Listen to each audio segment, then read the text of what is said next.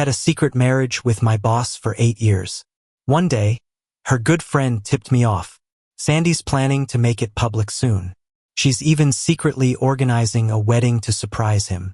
Excitedly, I ordered a tailored suit.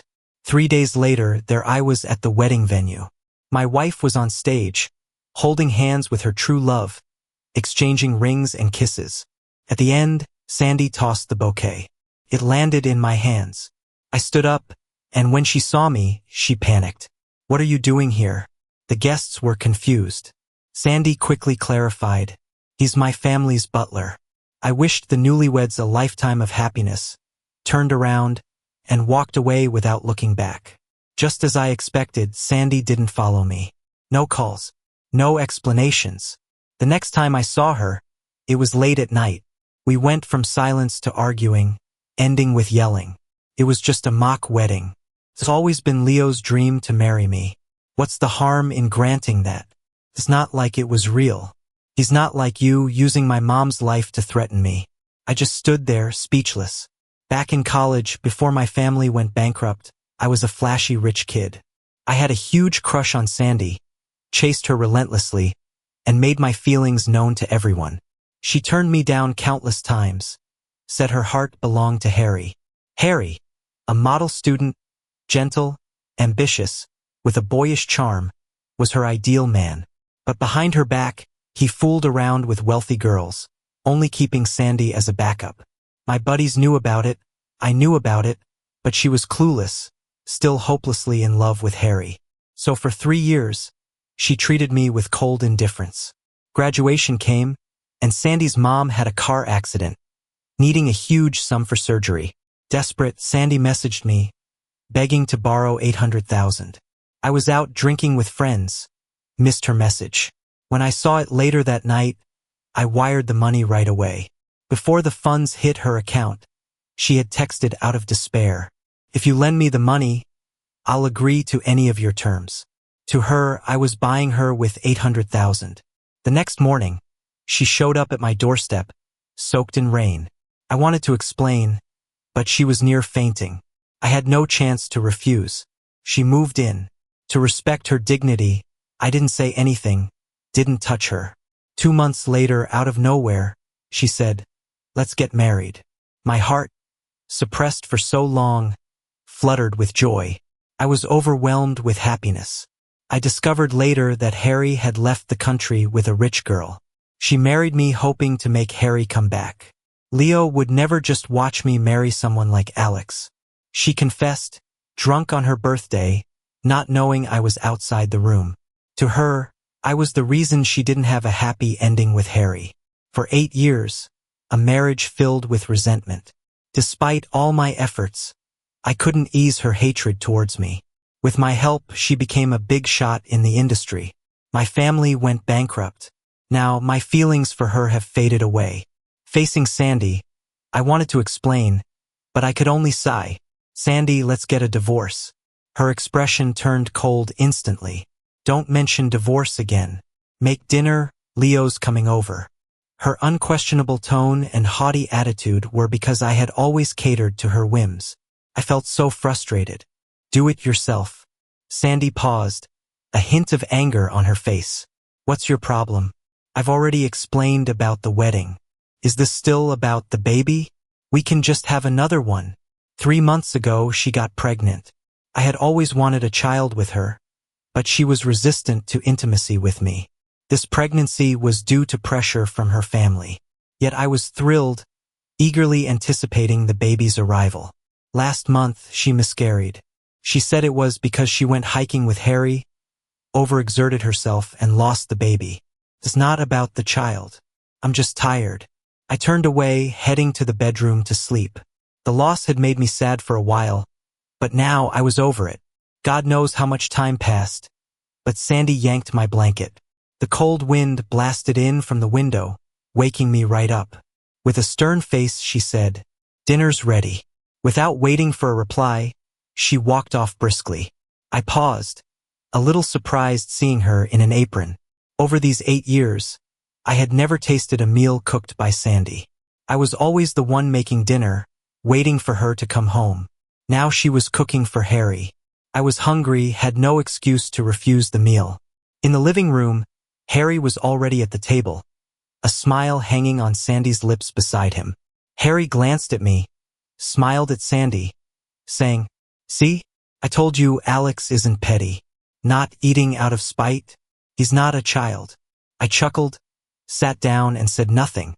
I just watched them chatting and laughing. Harry occasionally looked at me, his eyes full of smugness. I didn't care. I just ate quietly.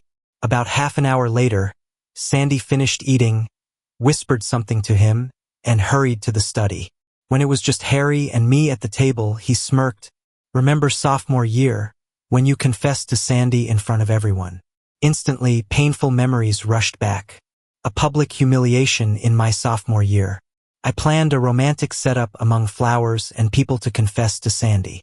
She told me she'd say yes only if I kneeled.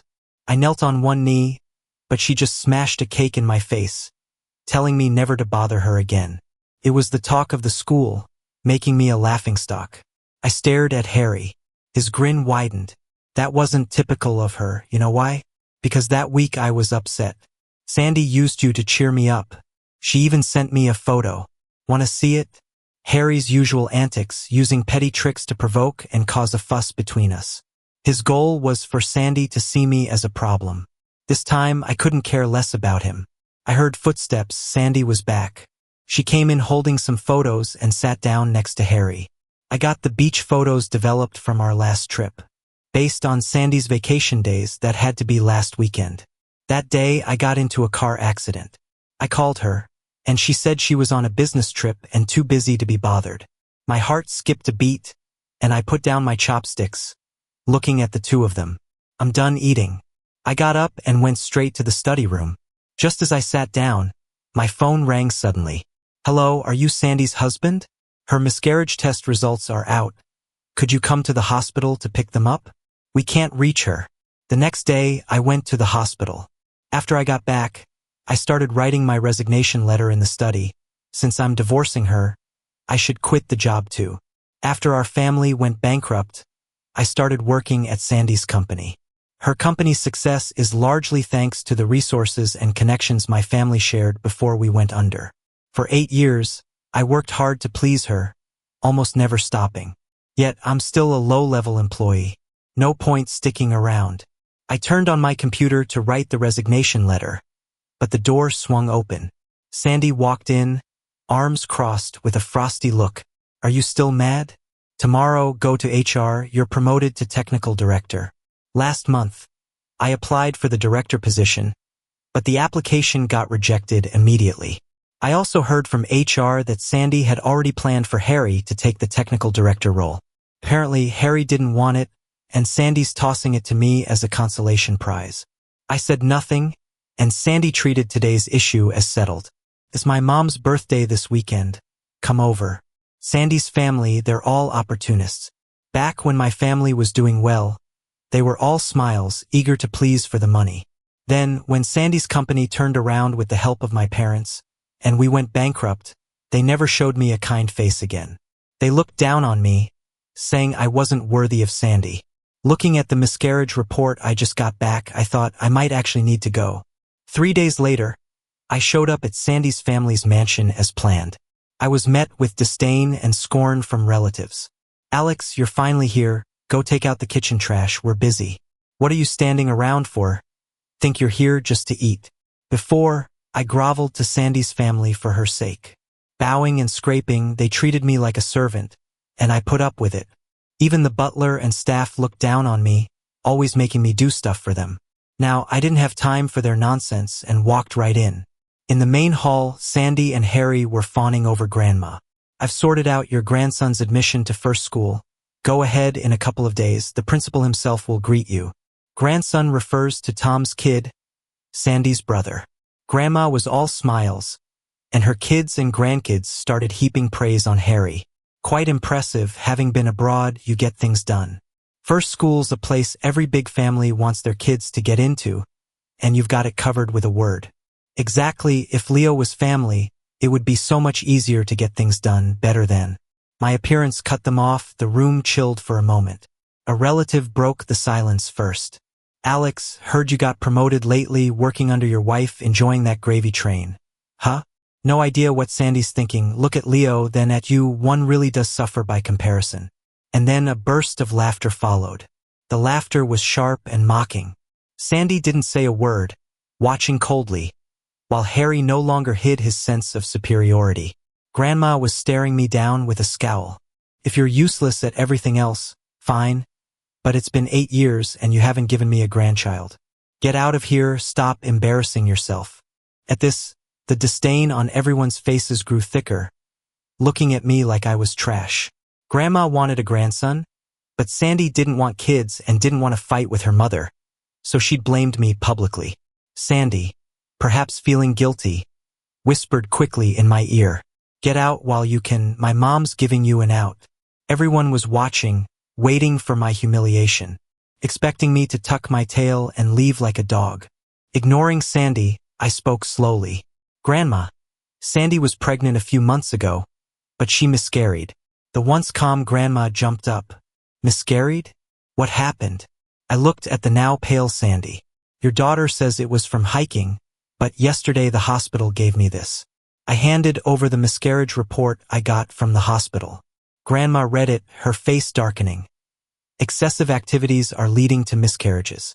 Ma'am, note the date on there. That day I was home cooking for you, didn't leave all night." Seeing what I handed, Sandy's face changed. She clutched Harry's hand. "Alex, you're crazy. Today is my mom's birthday. Did you stage this to embarrass our family?" Her words woke everyone up. They looked at me with disgust. Sandy's mom clenched her fists, composing herself after a moment. Meanwhile, Harry played offended. Though secretly pleased their secret was out. He wouldn't show it, instead pretending to chastise. "Alex, it's Sandy's mom's birthday. Even if you dislike me, why cause a scene here? Remember where your supports come from these years?" The onlookers were clueless and took Harry's side without question. They naturally sided with him. No wonder he gets by living off a woman. Learned their tricks. Does he think he's in a romance novel, hoping his mother-in-law will stand with him against Sandy? You really think you're something special, don't you? I'm so over these dirty tricks and all this slandering. If he's got the guts, why not just get a divorce? Let's see if he dares. Some folks always stay at the bottom because they're just ungrateful backstabbers. In their eyes, I'm just a broke kid who struck gold because Sandy likes me. Sandy brought me to places I could never reach. Even if it's true, I should suck it up, right? To them, it's just lies. Yet here I am supposedly faking it to slander her at her mom's birthday party. But they're secretly relieved it's a low-key event, mostly with family. If it got out, Sandy would be humiliated. Fake it? Fine, let's see what the doctor has to say. I knew they'd claim that, so I was prepared. I called the doctor right in front of everyone on speaker. "Doctor, did you ask me to pick up Sandy's miscarriage report from the hospital?" "Yes. Did you give it to her? Remember to tell her to be cautious next time, not to get intimate while pregnant to avoid harming her uterus." "Got it, thanks, Doc." Sandy glared daggers at me, but I cut her off. "If there are still doubts, I can provide the doctor's name and hospital for you to verify." People started looking uncertain. I seemed so confident. To Sandy's family, it doesn't really affect them, but it sure annoys them. Nobody expected cold as ice Sandy to secretly be like this. Sandy's expression changed with all eyes on her, even though it was just family there. Her perfect image couldn't take this exposure. "Sandy, let's get a divorce," I said, handing her the divorce papers. "Then you can do whatever you want with Harry. It's none of my business." I said my piece and walked out. I moved out, and the next time I heard about Sandy was in the news. As an heir, she's under scrutiny. The scandal I unleashed got major traction, and her company's stock plummeted. She was too busy with damage control to address the divorce papers. When I was about to file a lawsuit for the divorce, she finally reached out. She said she'd agree to meet at our old spot to discuss. Fine by me, I just wanted everything finalized. The old spot was a cafe near our university. When my family was still well off, I took Sandy there often. I always made sure her coffee was sweet enough. After we went bankrupt, things changed and we rarely visited. Might as well end things where they began. I smiled bitterly as I walked in, spotting Sandy and Harry cozied up. They didn't care if anyone else saw their closeness. Looks like the news didn't impact her much. That level of shamelessness could withstand anything. I pushed the divorce papers over. Sign it. I sat down opposite them, frowning instinctively. Sandy smiled and slid her latte over. Don't rush. Have a drink. It's what you used to love. The familiar taste wasn't appealing anymore. I paused, then pushed the cup back. No thanks, I prefer sweet now. Sandy looked surprised, but Harry found it amusing. After going through such change, I could instantly read Harry's mind. He figured I got used to life at the bottom and can't handle anything better. Before, such thoughts would consume me. But now, I've learned different people have different tastes. No need to compromise. Sign it. There's nothing more to discuss. Pressured, Sandy got straight to the point, exchanging a look with Harry. I want to discuss something with you, she started. I chuckled, sensing bad news. What is it? Her next words nearly choked me. Alex, Harry and I have decided the best solution is for the three of us to live together. You still love me, and I can't let Harry go. Help clear my name, secure my position as heir, and Harry and I will accept you. Her audacity made me feel physically ill. Sandy's triumphant posture faltered as she glared at me. Alex, what's this about? I couldn't help but laugh at the absurdity. Why would I agree? Sandy was momentarily taken aback. Then she laughed, resecuring her arrogance. Without words, her glance at Harry said it all. Alex, Sandy doesn't love you. You know that better than anyone, Harry remarked confidently. The old me might have wanted to hand my heart to Sandy, showing her my deep love, begging for a response. Now I just nodded. She doesn't love me, and I don't love her anymore. Harry seemed satisfied with my acknowledgement. The only one she loves is me. Harry held Sandy's hand like a champion showing off his medal. It was because of her love that I discovered how dangerous she could be in certain ways. Harry closed his eyes, likely reminiscing over some unsavory memories, even making bizarre sounds. Top-notch technique, he said. Sandy blushed and playfully hit his chest. Stop it, there are others here, she said. Harry pulled her into his arms and said, let him watch next time. Then, he looked at me as if doing me a favor. Think about it. As long as you help Sandy secure her inheritance, I don't mind sharing her with you. The familiar feeling of nausea hit me. I couldn't hold it back and threw up right in front of them. Their eyes were full of complex emotions as they looked at me. I looked questioningly at Harry. Sandy's your first love and you've known her forever. How can you be so heartless? I started, but Sandy cut me off. Cut the crap. Just say yes already. Didn't you always think he wasn't fit for me? Now I'm giving you a chance to prove it. I stared at her for what felt like ages and then chuckled.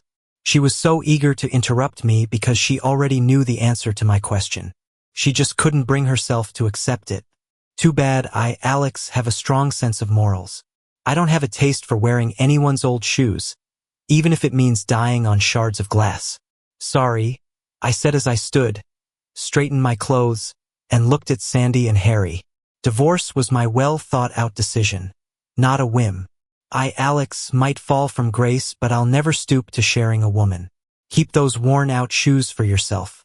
With that, I walked away. Behind me, I heard Sandy's scream followed by the sound of things crashing to the ground. To me, it sounded like heavenly music. Sandy's plan failed, and I filed for divorce. I heard that she demolished her office in anger when she got the papers. I just smiled at the news. Can't handle it already? This is just the beginning. I loved Sandy for 11 years, willing to sacrifice everything for her. But I come from a privileged background, having seen the harsh realities of life. I'm no fool. I've been lying low in her family's business, gaining plenty of resources. God closed the door to a happy marriage but opened one to successful investments. My family's fortunes improved considerably, but the projects I launched with those resources did even better. Even the game company I started went public and is now among the top 100 globally. People thought I merely relied on Sandy, but I learned a thing or two about business being born into wealth. My second step in revenge was to reclaim everything that belonged to me from that ungrateful Sandy. They relied heavily on me for all their projects since they had no expertise. I saw it coming and dug traps early on.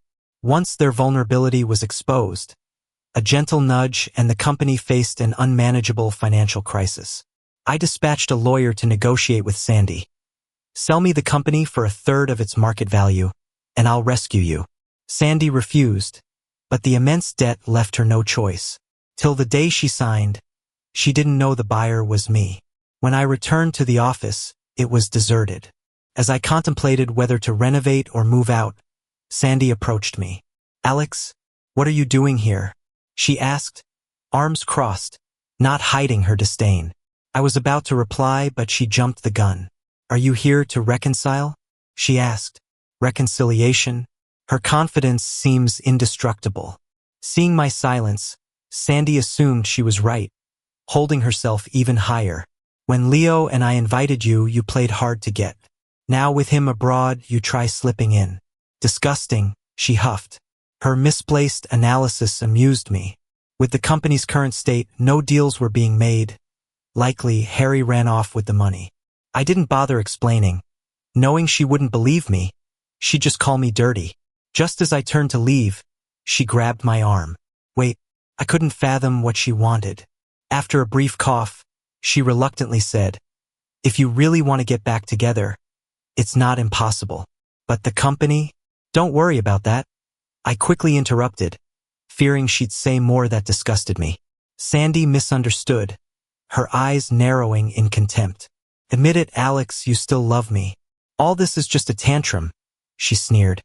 I coldly shook her off and wiped my hands with a tissue. Her shock was apparent. "No, you're mistaken. I meant, the company already belongs to me." Sandy stared blankly, not grasping my words. "Alex, what are you saying?" she asked in disbelief. I sighed in frustration, noting my lawyer approach, ready to drop the bombshell. "The buyer, it's me. The game company that signed the deal, it's mine."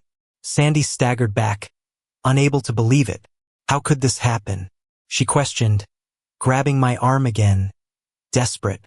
"You're lying, right? Alex, you're lying." I frowned, signaling my legal team to remove her. Not waiting for her response, the lawyer handed her the contract. "Sandy, the acquisition is ready. But since your assistant Harry fled with funds, your debt now increases by 50 million. Sign if you agree."